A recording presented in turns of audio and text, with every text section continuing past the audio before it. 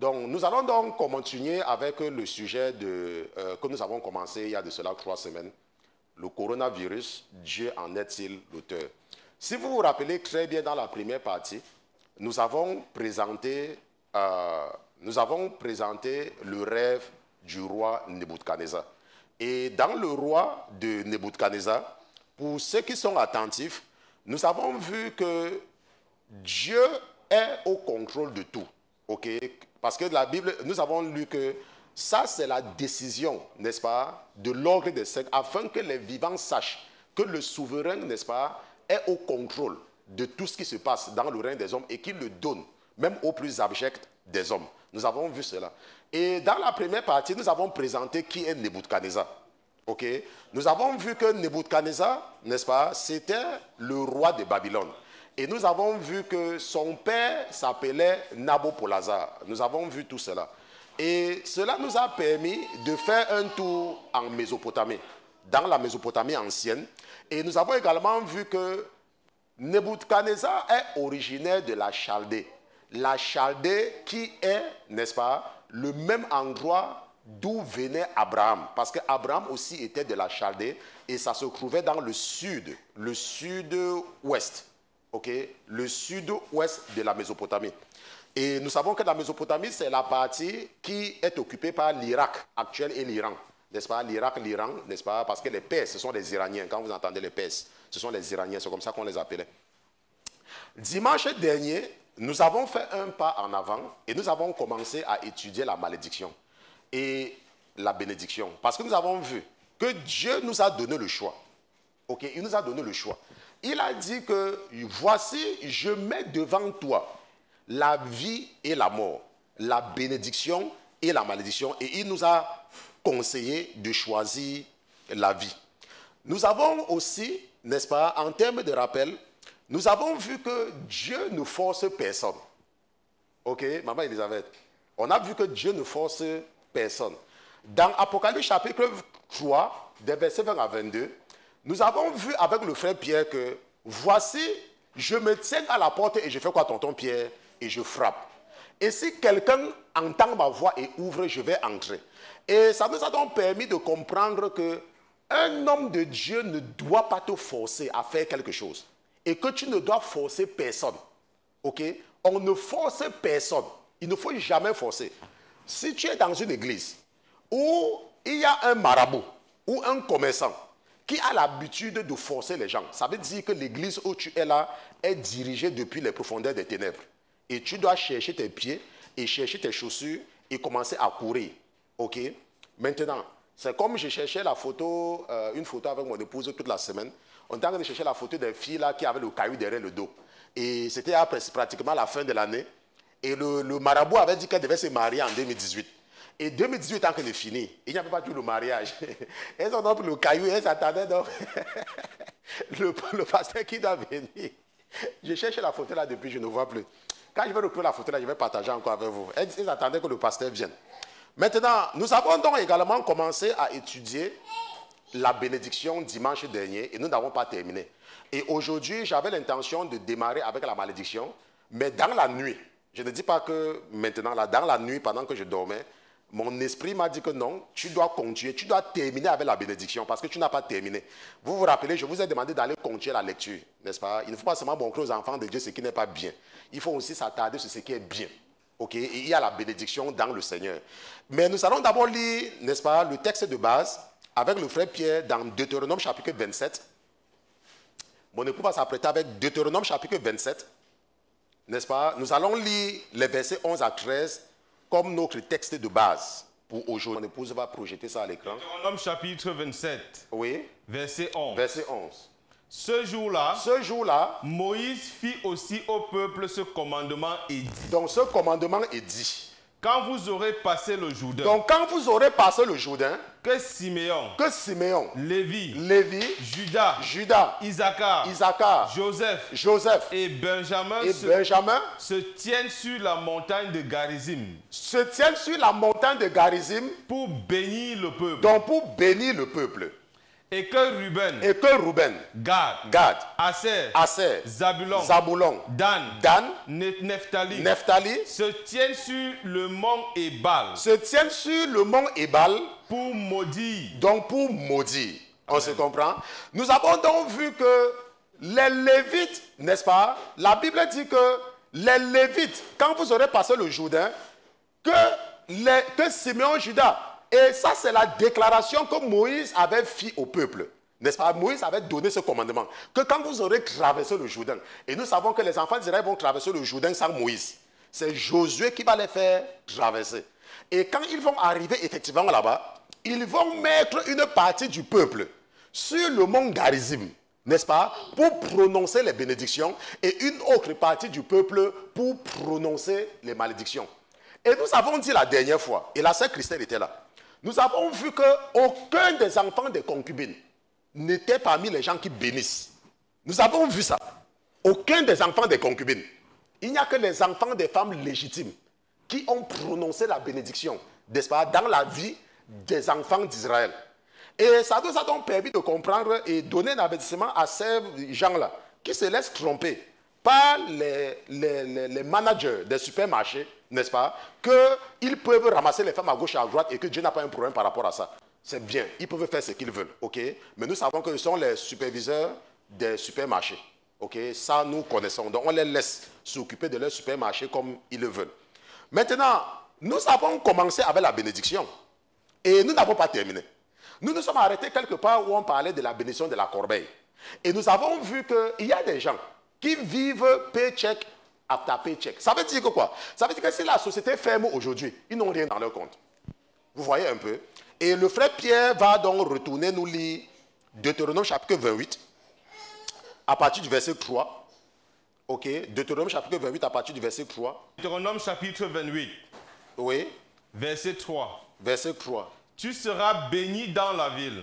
Donc moi je suis là, n'est-ce pas? Voilà, la Bible dit que tu seras béni dans la ville. Et tu seras béni dans les champs. Et tu seras béni dans les champs. Nous avons vu ça la dernière fois. Ok? Amen. Uh-huh. Béni sera le fruit de tes entrailles. Et béni sera le fruit des entrailles, tes enfants seront bénis. Et nous avons vu avec le cas de qui? De Bethaléel, n'est-ce pas? Le fils de Our. Nous avons vu que comment il avait aidé le serviteur de l'homme de Dieu et Dieu l'a béni avec l'intelligence. Il était très intelligent. Ok? Bethaléel. Et le fruit de ton sol, oui. Le fruit de ton sol. Oui. Et le fruit de ton bétail. Oui. La portée de tes vaches et de tes brebis. Et de tes brebis, oui. Le verset 5. Béni sera ta corbeille. Béni sera ta corbeille. Et ta huche. Et ta huche. Et nous avons vu que la corbeille, c'est là où on garde. Ok? Ça veut dire que tu travailles et tu gardes quelque chose. Amen. Dans la corbeille.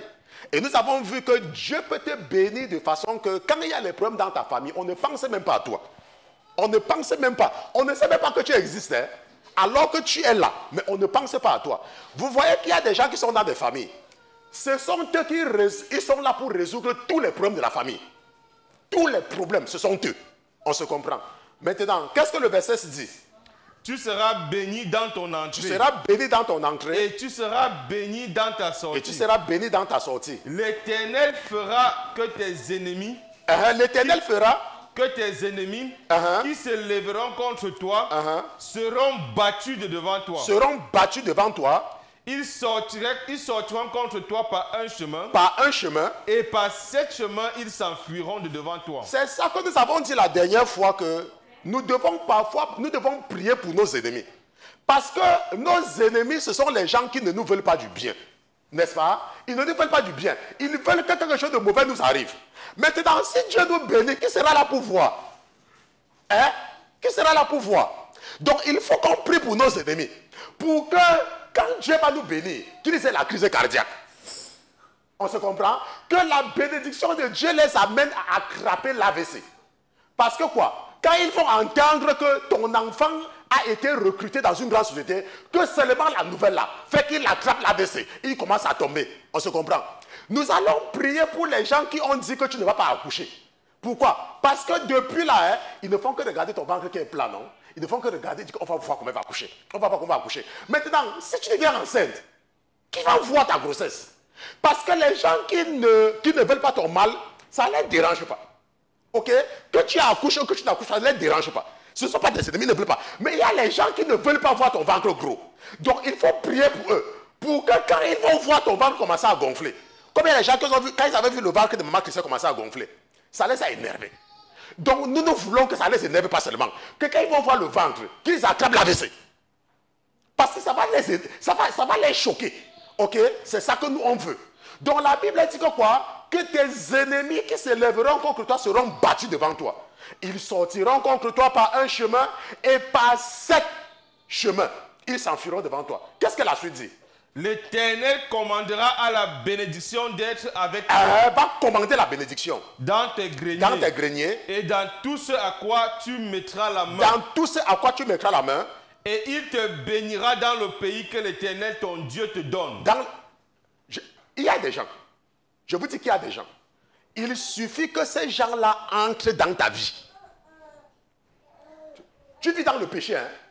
Tu n'es même pas un chrétien. Mais il suffit que la personne entre en contact avec toi. Ta vie change. Ta vie commence à changer. Ta vie change seulement. Ça change seulement. Ça commence seulement à changer. Pourquoi? Parce que quand tu es béni, qu'est-ce que la Bible nous dit? La Bible nous dit que Joseph était béni. Mais Joseph travaillait pour qui? Pour Pharaon. Pharaon, c'était qui? Pharaon, c'était quelqu'un qui insultait Dieu. Mais à cause de Joseph, Dieu a béni l'Égypte. À cause de Joseph. Donc, lorsque tu es béni, quand tu es une femme qui est bénie, tu viens dans la vie de ton mari. Ton mari faisait même 50 000 euros par an. Hein. J'ai dit 50 000 euros. Dieu bénit ton mari. Parce que ce n'est pas parce que tu es sa femme. On se comprend? Dieu est capable. Quand tu viens au contact de quelqu'un qui est béni, ta vie change. Et quand ta vie change, les gens sont surpris que, mais comment est-ce que celui-ci n'est pas à l'église? Mais il a un bon travail. C'est parce que tu es en contact avec quelqu'un qui est béni. La personne est seulement bénie. Parce que la Bible dit que quoi? Que tout ce à quoi tu mettras la main, il te bénira dans le pays que l'Éternel ton Dieu te donne. Dieu va te bénir. Donc même si tu travailles pour n'importe qui, la société va prospérer. Tu vas commencer dans une petite société. Hein? La société là sera une société que les gens ne connaissent pas. Mais quand tu vas entrer dans la société là va exploser. Pourquoi? Parce que tu es béni. Tu es seulement béni. Tu es béni. La bénédiction te suit. On se comprend. Maintenant, qu'est-ce que le verset 9 dit? L'Éternel t'établira pour lui être un peuple consacré. Pour lui être un peuple consacré. Comme il te l'a juré. Comme il te l'a juré. Parce que tu garderas les commandements de l'Éternel ton Dieu. Et que tu marcheras dans ses voies. Bon, maintenant, qu'est-ce que la Bible nous dit? La Bible nous dit que l'Éternel t'établira pour lui être un peuple consacré. Maintenant, regardons un peu. Hein? Dieu a dit aux enfants d'Israël que quoi? Que quand vous allez porter vos habits, vous allez faire un truc là, n'est-ce pas? Sur le bout de vos habits, non? C'est ce que Dieu a dit. Si vous lisez très bien, vous allez faire un truc sur le bout de vos habits. Et Dieu leur a dit que vous n'allez pas manger certains animaux. Vous n'allez pas manger. Vous n'allez pas manger les animaux qui ont le sabot avec le machin, qui broutent et qui ne broutent pas, qui font c'est quoi là. Il leur a dit ça, n'est-ce pas? Pourquoi? Parce que Dieu voulait les consacrer. Dieu veut les mettre à part. Maintenant, quand tu es béni, Dieu met dans ton cœur de ne pas t'intéresser à certaines choses. C'est lui qui le fait. C'est lui. Parce qu'il t'a béni. Maintenant, regardons un peu comment il va mettre dans ton cœur. Prenons un peu le cas des faux cheveux. Maintenant, nous savons que les faux cheveux, ça coûte cher. Et les salons de coiffure coûtent aussi cher. J'entends que parfois, il y a les coiffures de 200 $, de 300 $, n'est-ce pas? Il y a les paquets, combien? Voilà, il y a les coiffures de 600 $. Maman Elisabeth nous dit qu'il y a les coiffures de 600 $. Il y a les mèches brésiliennes, les mèches machin truc là, de 400 $, n'est-ce pas? Et chaque fois, tu pars, tu achètes. Tu pars, tu achètes. Qu'est-ce que tu fais? Tu es en train de gaspiller l'argent. Maintenant, quand Dieu te bénit, quand tu es béni, il enlève ces choses de ton cœur. Est-ce que vous voyez comment la bénédiction marche? Et l'argent là que tu ne devais plus gaspiller, qu'est-ce qu'il fait avec? Il fait que tu économises. C'est comme ça que tu remplis ta corbeille. Tu remplis ta corbeille. Parce que tu ne gaspilles pas de l'argent. La preuve, Regardons pendant le confinement. Amen. Il y a des gens qui ne pouvaient pas imaginer, il y a des femmes qui ne pouvaient pas imaginer qu'elles pouvaient faire 2 semaines sans aller faire le shopping. Mais ça fait combien de semaines que les boutiques sont fermées? Elles ont acheté un seul habit. Donc nous comprenons donc que tout cela, c'est une forme de malédiction.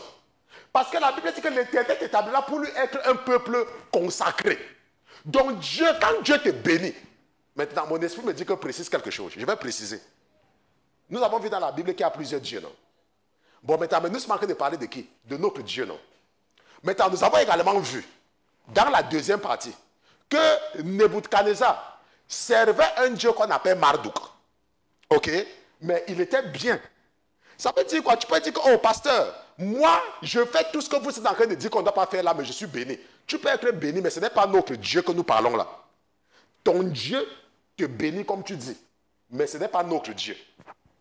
Parce que notre Dieu nous dit qu'il va nous consacrer. On sera un peuple pour lui. Et quand les gens vont nous voir, les gens vont savoir que ça là, c'est un enfant du Dieu de la Bible de Moïse. On se comprend? Et la Bible dit que quand tu marcheras dans ses voies, ok? Maintenant, qu'est-ce que le verset 10 dit? Verset 10. Verset 10. Et tous les peuples de la terre verront que le nom de l'Éternel est proclamé sur toi. Et ils feront quoi? Et ils te craindront. Hey! Quand tu es béni, les gens voient. Quand tu es béni, les gens voient. Les gens disent que, mais attends, je disais à ma fille hier que, prenez par exemple, il y a des familles que aucune femme n'est mariée dans la famille là. Il y a des familles que personne n'est marié, les femmes ne sont pas mariées. Mais toi, parce que tu as donné ta vie à Jésus, tu es la seule personne que ton mariage marche. Ton mariage est dans ta famille. Aucune de tes soeurs n'est mariée.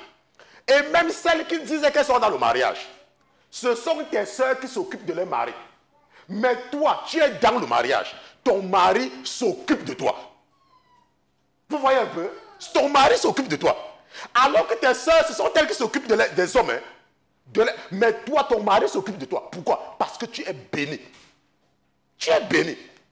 Dieu t'a béni. Et les gens vont regarder. Ils disent que, mais attends, au travail, ton patron va t'aimer. Et tes collègues vont dire que, mais attends, moi je me rappelle quand j'ai travaillé avec le prophète Georges. Le prophète Georges, lui, il est du Ghana. Moi, je suis de où? Je ne suis pas du Ghana. Ok, vous savez que moi, je ne donne pas mon pays. Moi, je ne suis pas du Ghana. Et le prophète Georges, donc, il était tellement attaché à moi. Et ça rongeait les cœurs de ses frères ghanéens. Leur cœur pouvait être rongé. Vous voyez un peu? Parce que après, quand tu es béni, les gens t'aiment. Les gens t'aiment seulement. Les gens t'aiment parce que tu es béni. Quand tu es arrivé quelque part, les gens sont contents. Pourquoi? Parce que la bénédiction, ça se voit sur toi. Comment ça se voit? Tu es quelqu'un de simple. Tu n'entres jamais dans les trucs de commérage. Tu es toujours là pour mettre la paix. Tu es toujours là pour encourager les gens. Tu n'es jamais là. Quand tu es avec quelqu'un, tu ne parles jamais de quelqu'un d'autre. Vous savez que les gens remarquent les choses comme ça. Les gens remarquent. Hein? Quand tu es quelqu'un que tu es au contact des gens et tu ne parles pas des autres, tu te contentes seulement de parler avec la personne. Les gens remarquent. Hein? Et comme ça, ils sont toujours contents d'être au milieu de toi. Parce qu'ils savent que de la même façon que toi, tu ne parles jamais des gens, tu ne vas pas aussi aller parler de leur nom quelque part. Et c'est comme ça qu'ils s'ouvrent à toi. C'est comme moi, le pasteur Christian, il y a les gens qui me partagent beaucoup de secrets. Vous voyez un peu? Parce que tu connais garder. Et comme cela, ils veulent toujours que tu sois là. Il y a des gens que, quand Dieu te bénit, qu'est-ce que Dieu a dit? Dieu a dit dans sa parole qu'il faut être lent à parler et être disposé à écouter. N'est-ce pas? Maintenant, toi, tu as écouté ce conseil de Dieu. Et tu es donc quelqu'un qui écoute quand les gens te parlent. Quand tu appelles quelqu'un au téléphone, la personne parle. Tu laisses la personne parler. La personne parle, la personne parle, la personne parle. Et la personne est contente. Parce que la personne a trouvé quoi? Un interlocuteur, quelqu'un qui écoute. Même si la personne dit, tu es seulement là, tu écoutes. Maintenant, la personne va vouloir toujours que tu l'appelles. Pourquoi? Parce que tu connais écouter. Et parce que tu écoutes la parole de Dieu. Et Dieu t'a béni. Et c'est comme ça qu'on voit que tu es béni. Mais il y a des gens. Tu les appelles. Révérend Pierre, c'est comment? C'est toi qui l'as appelé. Hein. C'est toi, ce n'est pas que c'est lui qui t'a appelé. Tu appelles, Pierre, c'est comment? Ça va? Oh, comment tu as dormi? Oui, j'ai bien dormi. Et même quand j'étais en train de traverser la route, il y a un chien qui était en train de passer. Après, quand le chien là passait, le policier a dit au chien là que ne passe plus. Parce que ce n'est pas ton chien. Et quand le chien là ne passait pas, il y a le chat du frère qui passait là. Et le type là, je ne l'aime même pas. Hein. Il a même trop de chiens chez lui. Attends, c'est toi qui m'as appelé. Qu'est-ce qu'il y a maintenant que tu commences à me raconter des histoires alors que c'est moi qui t'ai appelé? Il y a des gens qui ne savent pas écouter. Eux, ils veulent seulement qu'on les écoute. Vous voyez un peu? Mais quand toi tu es béni, tu écoutes les conseils de ton Dieu qui te dit de savoir fermer ta bouche. Si quelqu'un appelle, tu appelles quelqu'un, tu parles. La personne parle, tu parles, mais après 1 heure. Tu dis ok, j'appelle aussi pour te saluer. On va se reparler après, non? C'est fini. Et ce n'est pas que ça va te déranger. Hein? Parce que toi tu es content de savoir que quelqu'un est content. Tu es content de savoir que quelqu'un est dans la joie de parler à quelqu'un. Parce que ton Dieu a dit que tu dois toujours mettre les gens ou le problème des gens avant ton problème. On se comprend? C'est ça la bénédiction. Maintenant, qu'est-ce que le verset 11 dit? On passe au verset 14. Verset 11. Verset 11. Et l'Éternel, ton Dieu, te fera abonder en bien. Te fera abonder en bien. En multipliant le fruit de tes entrailles. En multipliant le fruit de tes entrailles. Le fruit de ton bétail. Le fruit de ton bétail. Et le fruit de ton sol. Et le fruit de ton sol. Dans le pays que l'Éternel a juré à tes pères de te donner. Maintenant, qu'est-ce que la Bible dit? Parce qu'il y a les gens on dit prions pour que Dieu remplisse nos comptes bancaires. Ils disent que les gens là prient pour la prospérité. Que c'est une équipe de prospérité. Qu'est-ce que la Bible dit? La Bible dit que l'Éternel te fera abonder en bien. Qui vous a dit qu'être chrétien veut dire qu'être pauvre? Qui vous a dit ça? Le christianisme n'est pas un sujet, n'est pas synonyme de pauvreté.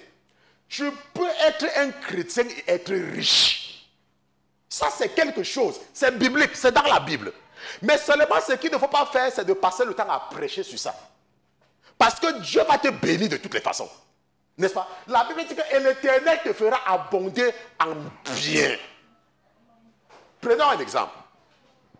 Nous avons dit, un temps quand on a commencé avec le live, certaines personnes, on n'a pas demandé à quelqu'un, certaines personnes ont estimé qu'on avait un problème au niveau de la qualité du son. Et ils ont seulement commencé à envoyer l'argent.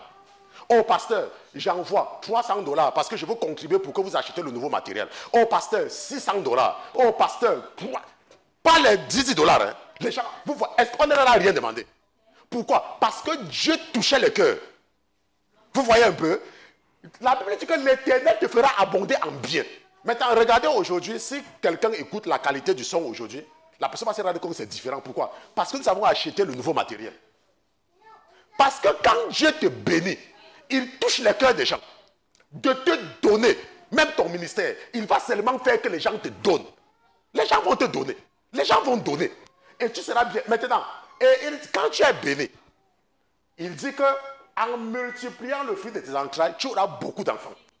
Le fruit de ton bétail, de ton sol. Maintenant, pendant qu'on lisait ça, l'Esprit m'a rappelé ce qu'il m'a montré en semaine concernant une sœur. J'ai déjà appelé la sœur là. Donc, si je ne t'ai pas appelé, ça ne te concerne pas. Parce que la personne, je l'ai appelée et je lui ai dit ce que le Seigneur m'a montré. En semaine, le Seigneur m'a amené dans une maison. Une maison à New York. Je suis entré dans la maison. Il y avait un petit garçon qui pleurait. Et le petit garçon pleurait et on le laissait pleurer. Et on ne s'occupait pas de lui. Et le Seigneur m'a permis de voir que tous ceux qui habitent dans la maison ne s'occupaient pas du petit enfant là. Et comme le petit enfant là me connaît, quand je suis entré, il est venu s'accrocher sur moi. Il est venu s'accrocher sur moi. Et il a commencé à pleurer et je l'ai porté. Et j'avais des choses à faire. Je suis donc parti avec lui et on faisait certaines choses que j'avais à faire. J'avais des trucs à faire. Mais comme on l'abandonnait, il pleurait, il s'accrochait sur moi et je ne pouvais pas le laisser. Et je suis parti avec lui, J'ai fini de faire ce que je voulais faire. Je suis rentré maintenant le déposer encore chez eux. Et il ne voulait pas que je parte. Je le connais très bien parce que j'ai appelé sa maman. J'ai dit déjà à ses parents, ok, donc laissez les enfants là faire ce qu'ils veulent faire pour qu'ils ne dérangent pas. Ok, donc, quand je me suis levé le matin, j'ai appelé la soeur là. Je lui ai dit que ma soeur, le Seigneur m'a révélé que il y a l'enfant qu'on est en train de... C'est-à-dire qu'on est en train de croire que c'est un grand enfant. Pourquoi? Parce que la soeur a accouché. Elle avait un enfant et elle a encore accouché. Et nous savons très bien que quand un nouveau-né arrive dans une famille, qu'est-ce qui se passe? On a toujours tendance à s'occuper toujours du nouveau-né, n'est-ce pas? Par rapport à celui qui était déjà là avant. Mais ce qu'on oublie la plupart du temps, c'est que même l'enfant qui est là est aussi bébé. Et qu'on doit continuer à s'occuper de cet enfant-là. Même si le bébé est venu. Est-ce qu'on se comprend? Maintenant, donc j'ai donc appelé la soeur. Maintenant, pourquoi est-ce que le Seigneur me permet de m'arrêter ici? Vous savez qu'il y a des parents, surtout les jeunes parents qui ont les enfants. Les enfants sont tout petits. Ok? Lorsque Dieu te donne les enfants, il dit qu'il va te bénir. Ce n'est pas une raison de négliger, n'est-ce pas, les enfants que Dieu te donne. Parce que si Dieu te donne quelque chose et tu n'arrives pas à bien t'occuper de ça, le diable va venir s'en occuper. On se comprend? Parce que Dieu t'a donné les enfants et tu n'as pas pu t'occuper des enfants là. Donc qu'est-ce que le diable va faire? Le diable, lui, il va venir s'occuper de ton enfant à ta place. Donc quand nous avons les enfants, nous devons apprendre à nous occuper des enfants là. Est-ce qu'on se comprend? Nous devons apprendre à nous occuper des enfants là. Maintenant, ça c'est le verset 11. Là où la Bible dit que en multipliant le fruit de tes entrailles, le fruit de ton bétail et le fruit de ton sol, dans le pays que l'Éternel a juré à tes pères de te donner. Le verset 12 dit quoi? Verset 12. L'Éternel t'ouvrira son bon trésor. L'Éternel t'ouvrira son bon trésor. Les cieux. Les cieux. Pour donner à ta terre la pluie en sa saison. Donc pour donner à ta terre la pluie en sa saison. Et pour bénir toutes les œuvres de tes mains. Et pour bénir toutes les œuvres de tes mains. Tu prêteras à beaucoup de nations. Tu prêteras à beaucoup de nations. Et tu n'emprunteras point. Et tu n'emprunteras point. Donc le frère Pierre va mettre le passage ici au niveau de là, comme il y a le passage ici là. La Bible dit que l'Éternel t'ouvrira son bon trésor, les cieux, pour donner à ta terre la pluie en sa saison. Et pour bénir toutes les œuvres de tes mains, tu prêteras à beaucoup de nations et tu n'emprunteras point. Pourquoi est-ce que tu vas prêter? Parce que ta corbeille sera pleine. Vous savez qu'il y a des gens, okay, donc nous voyons donc que quand Dieu te bénit, on se comprend, tu n'empruntes pas de l'argent aux gens, tu n'empruntes pas. Au contraire, les gens viennent emprunter de l'argent chez toi. Donc maintenant, tu ne peux pas me dire que tu es béni. Et c'est toi qui passes le temps à emprunter l'argent chez les gens. Non, attends. Si c'est que tu me dis que tu es béni dans ce cas-là, ça veut dire que la Bible n'est pas vraie. Parce que la Bible dit que si tu es béni, tu ne vas pas emprunter. Ce sont les gens qui vont venir emprunter chez toi. On se comprend? Et le dernier verset dit quoi? Verset 13. Oui. L'Éternel te mettra à la tête des peuples et non à leur queue. Maintenant, nous voyons que l'Éternel va te mettre à la tête. C'est pour cela que je vous ai dit, quand nous avons étudié le livre de Deutéronome, qu'il y a des ministres qui sont des chrétiens. On se comprend? Il y a les directeurs de société qui sont des chrétiens.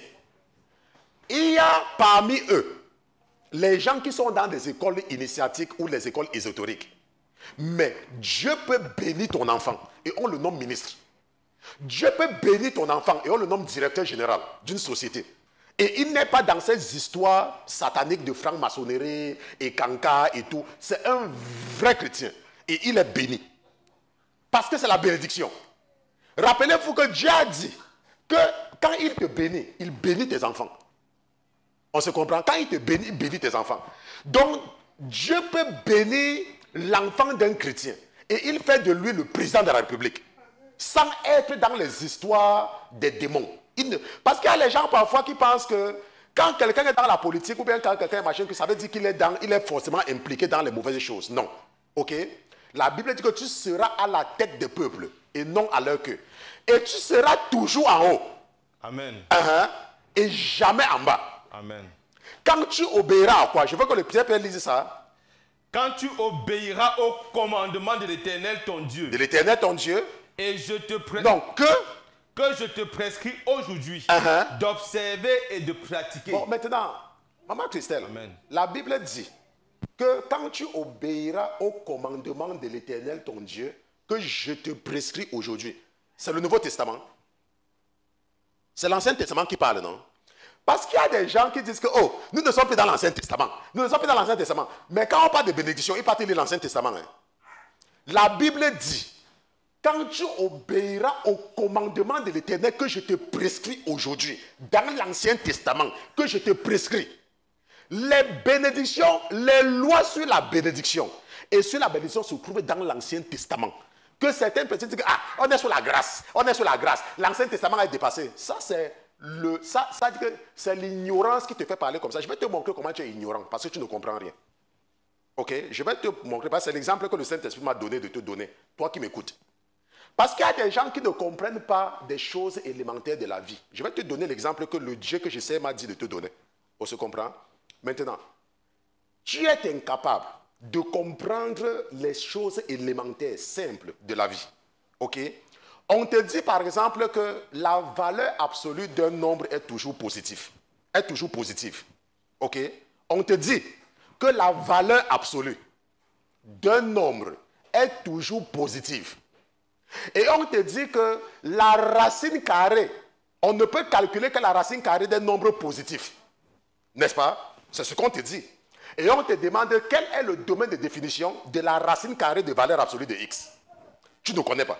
D'abord, même il y a certains qui n'ont même pas compris ce que j'ai dit. Maintenant, tu es incapable de comprendre ce que je te dis en tant qu'humain. Tu penses que tu peux comprendre Dieu? Tu crois vraiment que tu peux comprendre Dieu? Puisque je te demande, quel est le domaine de définition de la racine carrée de valeur absolue de x? Tu ne connais pas. Certaines personnes connaissent, qui m'écoutent, mais toi à qui je m'adresse, tu ne connais pas. Mais tu penses que tu comprends les choses spirituelles. Et quand on te parle, tu crois que tu connais. Alors que les choses simples de la vie, tu ne connais pas. On se comprend? Donc il faut donc comprendre que la Bible, c'est un livre spirituel qui a besoin de l'Esprit de Dieu pour être comprise. Dieu peut donc te donner son esprit. Et son esprit n'est pas forcément un esprit de l'école.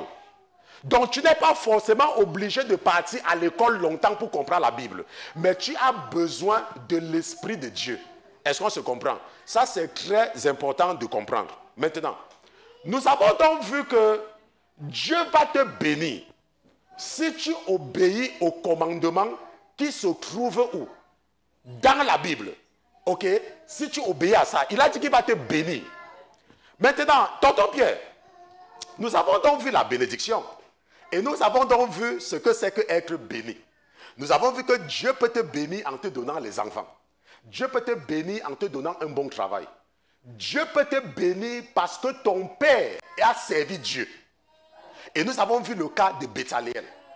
Ton père était un pasteur. Ton père aidait l'église. Mais toi, tu ne parles même pas à l'église. Mais toi, tu es béni. On se comprend? Pourquoi? Parce que Dieu a dit que je vais te bénir et je vais bénir tes enfants. Donc parfois, tu peux voir quelqu'un qui est béni, mais il ne part pas à l'église. On se comprend? Il ne part pas à l'église. Pourquoi? Parce qu'il est en train de bénéficier de la bénédiction de ses parents. Mais cette bénédiction ne pourra pas s'étendre sur ses enfants à lui. La preuve, Dieu a béni Salomon. Dieu a béni Salomon. Et qu'est-ce que Dieu a fait après Salomon? Il a pris son fils Roboam et il a fait quoi? Il ne l'a pas béni. Il a divisé le royaume au temps de Jéroboam. Et il a dit à Roboam que quoi? Que je divise à cause de qui? À cause des péchés de ton père Salomon. Mais il a dit à Salomon que quoi? Que je te bénis à cause de mon serviteur David. Est-ce que vous voyez un peu? Donc, quelqu'un peut être béni parce que son père a servi Dieu. Et quelqu'un peut être béni parce que sa mère a servi Dieu. Vous voyez un peu? Donc c'est cela. Maintenant, nous avons vu la bénédiction. Et nous avons terminé en disant que quand tu obéiras au commandement, mon épouse va remarquer cela parce que c'est très important. Quand tu obéiras au commandement de l'Éternel, ton Dieu, que je te prescris aujourd'hui d'observer, et ce aujourd'hui-là, c'est dans l'Ancien Testament. Donc il faut comprendre que l'Ancien Testament, c'est ça qui régit les lois du monde spirituel. Donc si tu es quelqu'un qui met l'Ancien Testament de côté, laisse-moi te dire que le diable va faire une bouchée de toi. Le diable va te prendre, il va te mettre dans sa bouche, il va te manger jusqu'à bien t'avaler. C'est pour cela que nous avons étudié ce qu'on appelle quoi? La jurisprudence spirituelle. C'est cette jurisprudence qui fait qu'il y a les lois de l'Ancien Testament que nous, les chrétiens, nous ne sommes pas obligés d'obéir. Parce qu'il y a une jurisprudence. Maintenant, nous avons compris cela. Il y a les gens qui ont la tête dure. Hein. Vous voyez, parfois, je reviens sur certaines choses parce qu'il y a des gens qui ne comprennent pas. Maintenant, revenons maintenant sur quelque chose. Nous allons maintenant voir ce que c'est que la malédiction. Et nous allons commencer parce que nous avons 10 minutes qui restent et nous ne pouvons pas terminer aujourd'hui. Et aujourd'hui, c'est la scène. Donc, la scène, le service est toujours très long.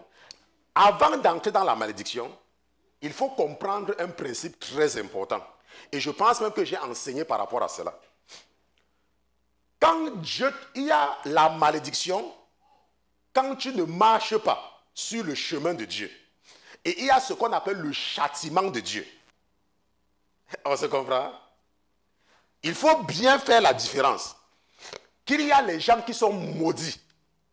Et il y a des gens que, quand ils ont les problèmes, ce n'est pas qu'ils sont maudits.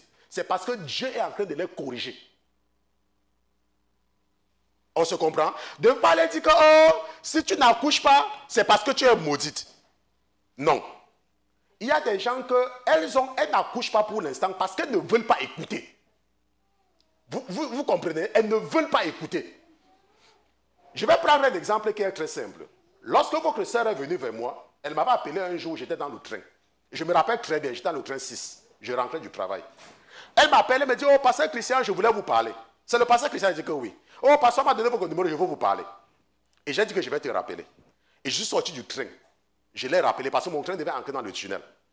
Et quand j'ai parlé à votre sœur pour la première fois, je lui ai dit que tu n'as pas de problème. Elle me dit que, mais pasteur, comment vous dites que je n'ai pas de problème? N'est-ce pas? J'ai les difficultés, pasteur, machin. Je dis que tu n'as pas de problème. Ton seul problème, c'est que tu ne fais pas la volonté de Dieu. Voilà tout le problème que tu as. Il y a les gens qui sont maudits. Mais il y a des gens qui sont dans des problèmes parce qu'ils ne font pas la volonté de Dieu. Et tout ce qu'ils ont à faire, ce n'est que de se mettre sur le chemin et Dieu va les bénir. On se comprend? Bon, maintenant, prenons maintenant le cas, allons un peu dans Hébreux chapitre 12, pour comprendre ce que je vous dis là. Hébreux chapitre 12, verset 4. Tonton Pierre va nous lire cela. Hébreux chapitre 12, verset 4. Oui. Vous n'avez pas encore résisté jusqu'au sang.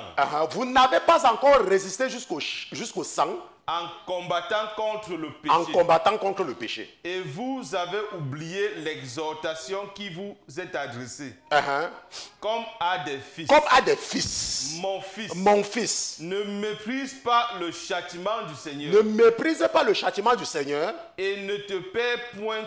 Et ne perds point courage. Et ne perds point courage. Lorsqu'il te reprend. Bon, maintenant, ça veut dire quoi? Ça veut dire que Dieu peut nous châtier. Dieu, quand il te considère comme un fils, il peut te corriger. On se comprend? Et la Bible dit que mon fils ne méprise pas le châtiment du Seigneur et ne perds point courage lorsqu'il te reprend. Prenons un peu le cas de la sœur. Les sœurs, il y a 2 sœurs pour qui nous avons prié tout à l'heure. Ok? Les 2 sœurs ont le même problème. Le problème qu'elles ont, c'est qu'elles refusent d'écouter Dieu. Elles refusent. Ça veut dire quoi? Il y a des gens qui marchent avec Dieu comme elles veulent. Vous voyez un peu? Non, je vais marcher. Je vais marcher avec Jésus comme je veux. Je veux. Et je vais boucher mes oreilles sur ce qu'on me dit. Il y a des gens comme ça. Hein? Ils bouchent leurs oreilles. Et ils veulent marcher avec Dieu comme ils veulent. Est-ce que vous voyez? Et si tu veux marcher avec Dieu comme tu veux, le diable va t'encourager. Il va t'encourager à continuer à croire que tu es bien, que tu es au bon endroit. Parce que tu ne veux pas écouter.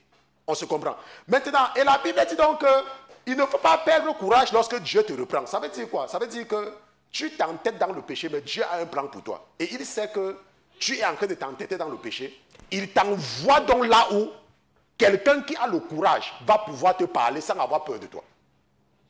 Vous savez que le ministère a besoin de moyens financiers pour marcher. Le ministère a besoin de moyens. Lorsque nous prenons un ministère comme celui-ci, nous avons des charges impondérées. Ça veut dire que les charges, les factures que nous devons payer tout le temps. Maintenant, nous avons eu la grâce d'être aux États-Unis. Hein? Et le pasteur a eu la grâce d'avoir les gens qui l'aident. OK? Et même si ces gens-là ne m'aident pas, même avec mon salaire, je peux supporter une bonne partie du ministère. N'est-ce pas? Et ça me donne ce qu'on appelle la liberté d'expression. Parce que je ne dépends pas des gens. Mais il y a des églises que les pasteurs ont besoin de la contribution des membres. Et dans ce cas-là, si tu es quelqu'un qui a un bon travail et tu vis dans le péché, le pasteur, il lui faut beaucoup de courage pour te dire la vérité. Parce que la vérité chasse les gens des églises. Et c'est comme ça qu'ils risquent de perdre les contributions. Et qu'est-ce que beaucoup de pasteurs font? Ils préfèrent fermer la bouche et te laisser continuer sur ce que tu faisais. Mais quand Dieu veut te visiter, quand Dieu te visite et qu'il veut te transformer, il t'envoie vers un pasteur qui ne te connaît même pas. Il ne sait même pas où tu travailles. Il n'a même pas besoin de ton argent, mais il fait que tu l'écoutes. Et quand tu l'écoutes, il te dit la vérité. Et c'est comme ça que ta bénédiction va venir. Et c'est toi, tu m'écoutes. Je suis en train de parler à toi. Et tu es en train de m'écouter très bien. Et tu sais que c'est à toi que je parle. On se comprend. Et la Bible dit donc au verset 6 que quoi, tonton Pierre?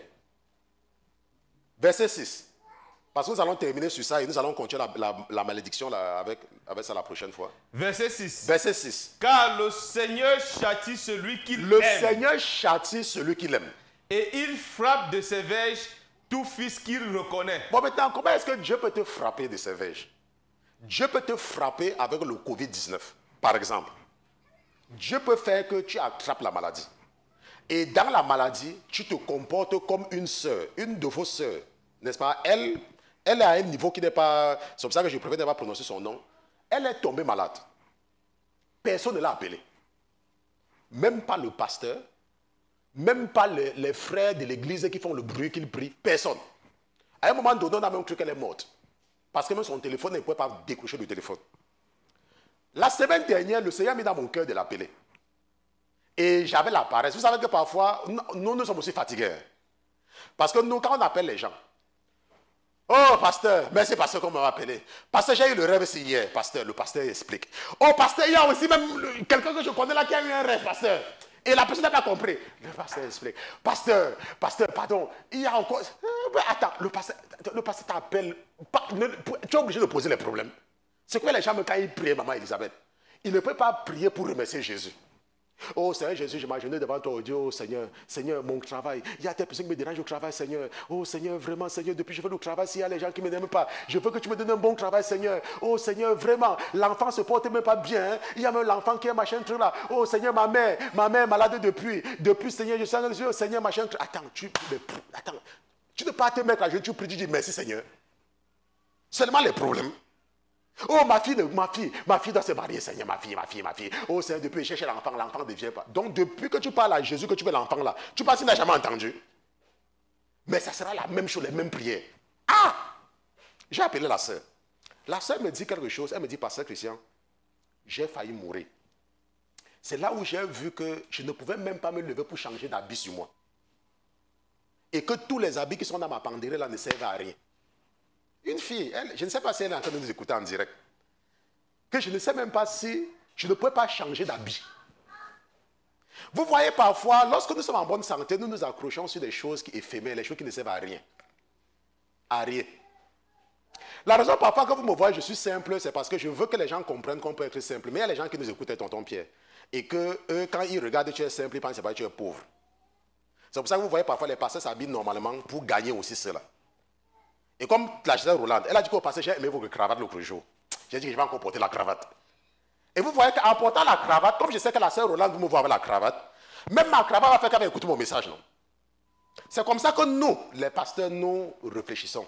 Nous ne réfléchissons pas comme peut-être que les gens croient. Si je fais par exemple quelque chose, quelqu'un me dit que, oh pasteur, j'ai aimé, je vais dire que, oh donc, ok, je vais encore faire ça. Et je vais profiter du fait que tu m'écoutes pour te frapper avec la parole de Dieu. Et c'est comme ça que tu seras sauvé. On se comprend. La Bible dit que Dieu châtie. Tu peux tomber malade, pas parce que tu es maudit, mais parce que Dieu veut te corriger. Tu peux perdre ton travail, pas parce que tu es maudit, mais parce que Dieu veut te corriger. Parce que le travail là te rend orgueilleux. Le travail là fait que tu es trop rempli de toi-même. Il y a une femme que je connaissais comme ça, elle est en Afrique. Ça ne dépendait pas de ce que je lui disais. La femme là, elle était remplie d'elle-même. Mais le Seigneur l'aime. Elle était remplie. Quand je dis remplie d'elle-même là, elle était chef service dans un ministère. Elle m'aimait. Hein? Même maintenant là, si je l'appelle là, elle sera très contente. Parce que j'ai reçu la grâce que je parle aux catholiques comme je veux. Les catholiques, je les insulte, ils m'appellent toujours. C'est une grâce. Et elle ne voulait pas écouter. Vous savez ce que le Seigneur a fait? Le Seigneur a fait qu'on l'enlève de son travail. On l'a enlevé de son travail. On l'a remis comme rien. Et en ce moment-là, c'était pour l'humilier, pour qu'elle puisse écouter. Vous voyez un peu? Parfois, ton mari, le cœur de ton mari peut subitement se retourner contre toi. Pas parce que tu es maudite, mais parce que Dieu veut utiliser ton mari pour te corriger. Et parce que ton mari va commencer à te corriger, tu vas maintenant écouter ce que le pasteur te dit. Parce que dans l'abondance, quand ton mari te parlait, tu n'écoutais pas. Et en plus de ton mari, même le pasteur te parlait, tu n'écoutais pas. Pourquoi? Parce que tu es une grande femme, ton mari t'a acheté une voiture, ton mari t'a acheté la maison, personne ne peut te parler, tu es arrivé, machin, truc, ainsi de suite. Alors qu'avant tu priais.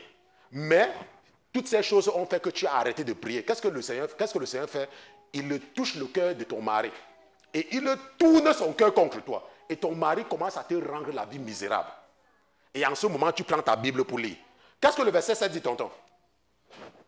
Si vous souffrez le châtiment, verset 7. Oui. Si vous souffrez le châtiment, Donc si vous souffrez le châtiment, Dieu se présente à vous comme à des fils. Donc Dieu se présente à vous comme à des fils. Car quel est le fils que son père ne châtie Quel est le fils que son père ne châtie pas? Donc la raison pour laquelle nous nous arrêtons dans Hébreux chapitre 4, c'est parce que, chapitre 12, c'est parce que je voudrais vous amener à comprendre que toutes les difficultés de la vie ne sont pas des malédictions. C'est que la raison pour laquelle, parce que quand nous allons rentrer dans la malédiction, il y a des gens qui vont commencer à juger les autres. Que c'est ça. Même le pasteur Christian a dit, je sais, elle n'a même pas les enfants à cause de ça. Le pasteur Christian a dit. Non. Dieu peut te corriger lui-même. Parce que tu n'écoutes pas. On se comprend? Par exemple, ton père servait Dieu. Ou alors ta mère servait Dieu. Et ton père a fait un vœu à Dieu. Ton père a dit que, oh mon Dieu, si tu me donnes le travail, je vais toucher le cœur de mon enfant de te servir. Et ton père ne travaillait pas. Hein. Et quand il a fait cette prière, il a eu un travail. Et ton père a commencé à te parler de Jésus. Ton père te parlait de Jésus tout le temps. Ton père t'achetait la Bible. Il t'amenait à l'église. Il faisait le maximum d'efforts. Maintenant, tu as grandi, non? Et quand tu étais encore à la maison de ton père, tu priais. Hein? Mais ça, tu as grandi. Le diable a envoyé une jeune fille dans ton chemin pour venir te détourner. Et tu viens. Tu ne pars plus toi à l'église. Shoga. Tu oublies que la bénédiction que tu as là, c'est Dieu. Ce sont les prières de tes parents. Ce qu'il va faire, c'est ça. Il dit, ok, tu vas voir. Je vais te châtier. Je vais te frapper moi-même. Dieu lui-même, il va prendre le bâton lui-même. Il va prendre le tuyau, le serpent noir. C'est comme ça qu'on appelait ça. Il va te fouetter lui-même. Parce que tu lui appartiens. Parce que lui-même va te fouetter. Et en ce moment-là, quand il va te fouetter, tu vas pleurer toi-même comme ça. Même tu vas dormir, le sommeil va venir. Et il ne va pas croire que c'est parce que tu es maudit. Va regarder, va demander à ta mère la prière qu'elle avait faite. Quand elle était dans les problèmes, ou à ton père, comment est-ce que tu es même venu au monde? On se comprend? Donc ça là, c'est important de comprendre. À cause du temps, nous allons nous arrêter ici. Ok, parce que ça fait, je sais que la semaine dernière, on n'a pas fait 60 minutes, mais quand je regarde le temps, je pense qu'on est dans les 60 minutes déjà et ça, on va s'arrêter ici. Et nous allons continuer la 4e partie la semaine prochaine. Ok, donc nous allons nous lever, nous allons prier et nous allons remercier le Seigneur pour le message. Nous allons le remercier pour le message de ce jour et nous allons également prier pour son serviteur. Nous allons dire, Seigneur Jésus, merci pour le message. Merci pour ce que tu m'as enseigné aujourd'hui. Merci de m'avoir élevé aujourd'hui dans la compréhension de ta parole. Papa, merci pour ce que tu fais. Merci pour ce que tu as déjà fait. Donc, ouvre ta bouche et commence à remercier le Saint-Esprit pour ce qu'il t'a enseigné ce jour. Nous allons d'abord contribuer pour les pauvres. N'est-ce pas? En fait, on devait faire la contribution des pauvres avant le message du jour. Si tu nous écoutes depuis le début de l'année, Dieu nous a ordonné dans l'épître de Paul aux Galates, dans Galates chapitre 2, verset 10, de nous souvenir des pauvres. Ça, c'est le commandement qu'on avait donné à Paul, qu'il doit se souvenir des pauvres. Et nous avons donc écouté. Et nous avons dit, Seigneur, nous écoutons ta parole et nous voulons bénir quelqu'un en Afrique. Pas en Asie, parce que nous sommes en majorité des Africains. Et on pouvait choisir quelqu'un en Europe. Donc si tu es en Europe et tu nous écoutes, ne dis pas qu'on n'a pas ton temps. C'est parce que le Seigneur a touché notre cœur de nous occuper de quelqu'un en Afrique. Et comme nous voulons vraiment bénir la personne, nous ne voulons pas que la personne reçoive des miettes, qu'elle va manger et puis ça va finir. Nous voulons être une bénédiction pour quelqu'un. Et nous avons donc dit que nous allons contribuer tous les premiers dimanches du mois. Et pendant 1 an. Et nous allons prendre tout cet argent-là. Et nous allons tirer au sort quelqu'un qui est en Afrique. Et nous allons donner tout cet argent à la personne. Bon, mais nous avons également, le Seigneur nous a aidés aussi. Parce qu'il nous a donné la sagesse. Que si nous contribuons 5 000 $ ou 6 000 $, on ne peut pas seulement prendre ça pour donner à quelqu'un comme ça. On va mettre sur pied quelqu'un parmi nous pour s'assurer que la personne réalise quelque chose avec cet argent-là. On se comprend? Parce que sinon, qu'est-ce qui va se passer? La personne va prendre l'argent, va appeler sa tante. Oh, ma tante, tu as les problèmes? Prends 200 000. Mon oncle, tu as les problèmes? Prends 300 000. Et à la fin de la journée, la vie de la personne reste sur place. Mais nous voulons bénir la personne. Nous voulons que la personne peut-être ouvre un poulailler. Nous voulons que la personne commence quelque chose. Et être aussi une bénédiction pour les gens. Et quand on va demander à la personne dans 10 ans, qui t'a béni? Il y a un ministère aux États-Unis. Et ton argent était aussi sur ça. Et c'est comme ça que tu seras aussi béni. On se comprend? Donc c'est pour ça que nous prenons une contribution tous les premiers dimanches du mois. Et tu peux contribuer par PayPal. Je sais qu'il y a les gens qui envoient leur contribution de la caisse des pauvres par PayPal. Mais quand tu envoies, il faut préciser que pour la caisse des pauvres. Okay, pour la caisse des pauvres. Et nous allons mettre ça de côté parce que c'est séparé du compte du ministère. Okay, c'est 2 comptes séparés. Ce n'est pas mélangé. Donc, quel que soit ce que le Seigneur a mis dans ton cœur pour ce mois-ci, n'est-ce pas, je t'invite à prier sur ça. N'est-ce pas, prie sur cela. N'est-ce pas, il ne faut jamais donner quelque chose à une divinité sans prier sur cela. Donc, peut-être tu veux quelque chose de Dieu et je ne sais pas ce que tu veux. Peut-être que tu te rappelles que tu étais pauvre et que maintenant tu n'es plus pauvre. Et tu peux même faire la contribution, tu peux donner en disant, oh Seigneur, je te donne pour te remercier de m'avoir fait sortir de la pauvreté. Je te donne parce que tu m'as aidé à sortir de ce travail précaire et tu m'as donné un bon travail. Donc quelqu'un prie sur son offrande et quelqu'un prie. Quelqu'un dit, Seigneur Jésus, je te donne ceci parce que je veux bénir quelqu'un en Afrique. Je veux que quelqu'un soit béni en Afrique, Seigneur. Et je veux que mon nom soit écrit dans la bénédiction de la personne. Oh Seigneur Jésus, bénis quelqu'un avec ceci, multiplie cette offrande que je donne pour mon frère qui est en Afrique, pour ma soeur qui est en Afrique. Accepte mon offrande, Seigneur, et que mon offrande bénisse aussi mes enfants. Au nom de Jésus-Christ. Amen, amen, amen. Donc nous allons donc donner nous allons contribuer pour la caisse des pauvres. Donc, quel que soit ce que le Seigneur a mis dans ton cœur, n'est-ce pas, tu peux venir déposer ton offrande. Glory be to God in the highest. Alléluia. Glory be to God in the highest. Alléluia. Everybody sing hallelujah. Alléluia. Everybody sing hallelujah. Alléluia. Everybody sing hallelujah. Alléluia. Everybody sing hallelujah. Alléluia. Glory, glory be to God in the highest. Alléluia.